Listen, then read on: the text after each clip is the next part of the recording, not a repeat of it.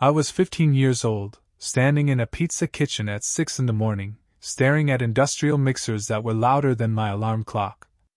And that's when I realized something terrifying. I wasn't just working a job. I was being used. My bosses, college kids barely older than me, were laughing behind my back, breaking promises to my face, and banking on one simple fact. They thought I needed this job too badly to ever leave.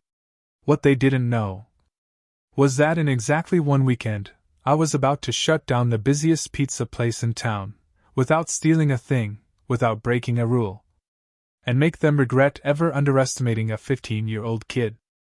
Before we get into this story, let me ask you something. Have you ever been treated like you were disposable? Like your time didn't matter, your word didn't matter, because someone thought they had power over you? If that sounds familiar, you're going to love this one. So hit like, subscribe, and get comfortable, because this is one of those revenge stories where karma doesn't knock politely. It kicks the door in.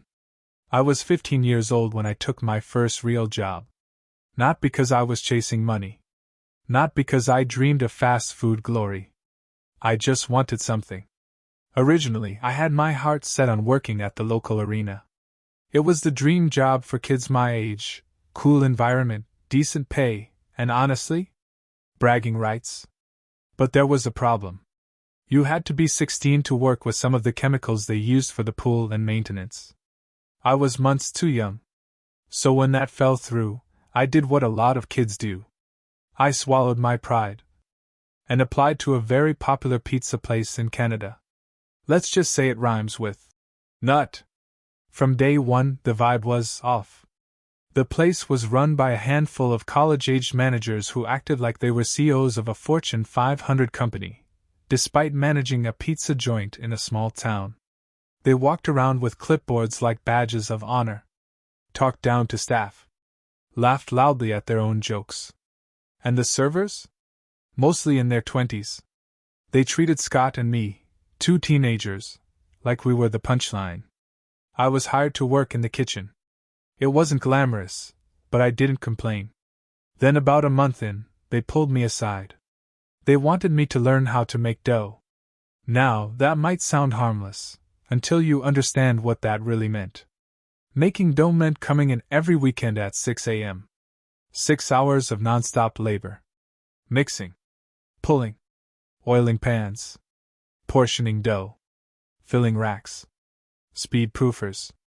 Cold storage. Over. And over. And over again. Also, the restaurant could open at noon. I told them honestly. I'll learn it, but I don't want to do it every weekend. I was 15. Weekends were everything. They smiled, nodded, and promised me I'd only do one weekend dough shift a month. Same deal for my friend Scott. So we agreed. We learned fast. We did it well. And within 2 weeks, they broke the deal. Suddenly, I was scheduled every Saturday. Scott was scheduled every Sunday. No rotation. No discussion. When I went to my boss and reminded her of the promise, she didn't apologize. She laughed. Actually laughed. Then said, "Too bad." And behind her? The other managers were grinning. Servers snickering. That's when it hit me. They weren't just breaking a promise. They thought it was funny. They thought we were trapped. That night, I went home angry, exhausted, and feeling small. And then, the phone rang. It was the arena. They wanted me to come in for another interview. 2 weeks later, the day after my birthday, they offered me the job. I didn't hesitate. Then I asked a question that would change everything. "Do you need anyone else?" They said yes. I told them about Scott. They told me to have him drop off a resume. And just like that, the plan formed. The next Saturday, I woke up early. Not angry. Not nervous. Calm. I walked into that pizza place at 6 a.m., same as always. But this time, I didn't touch the dough mixer. I grabbed a chocolate milk, sat in a booth, and did absolutely nothing. I watched the clock. I hummed to myself. For 6 hours. When the managers arrived to open the store, I stood up, took off my apron, placed my name tag gently on the counter. I quit. My boss laughed again. Said, "Whatever.